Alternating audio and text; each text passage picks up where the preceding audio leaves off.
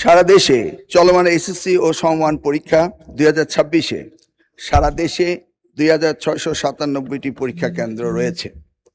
12,70,583 জন পরীক্ষার্থী অংশগ্রহণ করেছেন। সম্প্রতি ভারী বর্ষণ ও বৈরী আবহাওয়ার কারণে চট্টগ্রাম শিক্ষা বোর্ডের অধীনস্থ 5টি জেলা তথা চট্টগ্রাম, কক্সবাজার, খাগড়াছড়ি, রাঙ্গামাটি ও বান্দরবনে অনুষ্ঠিতব্য পরীক্ষা স্থগিত করা হয়েছে। চট্টগ্রাম শিক্ষা বোর্ডের বাইরেও ঢাকা সহ দেশের কিছু কিছু জেলায় বিচ্ছিন্নভাবে কিছু পরীক্ষার্থী বৈরী আবহাওয়া ও বহুবিধ কারণে নির্ধারিত পরীক্ষায় অংশগ্রহণ করতে পারেনি।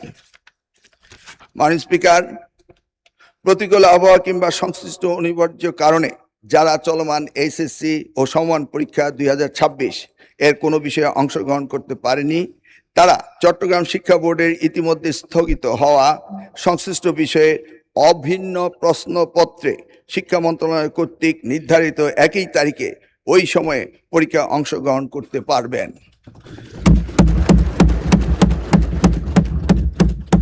মাননীয় স্পিকার, যেহেতু এইচএসসি পরীক্ষা শিক্ষার্থীদের জীবনে একটি অত্যন্ত গুরুত্বপূর্ণ ধাপ, তাই বিশেষ বিবেচনায় এই বিশেষ সুযোগ প্রদান করা হলো। মাননীয় স্পিকার, পদার্থবিজ্ঞান প্রথম পত্রের ভুল প্রশ্নপত্র প্রণয়নের দায়ী ব্যক্তিদের ইতিমধ্যেই সাময়িক বরখাস্ত করা হয়েছে। মাননীয় স্পিকার, আমি আবারও আশ্বস্ত করছি, পদার্থবিজ্ঞান প্রথম পত্র 6 নম্বর প্রশ্ন এবং 7 নম্বর প্রশ্নে যে ভুল হয়েছে তার জন্য পরীক্ষার্থীদের পূর্ণ নম্বর দেওয়া হবে। মাননীয় স্পিকার, আপনাকে অশেষ ধন্যবাদ।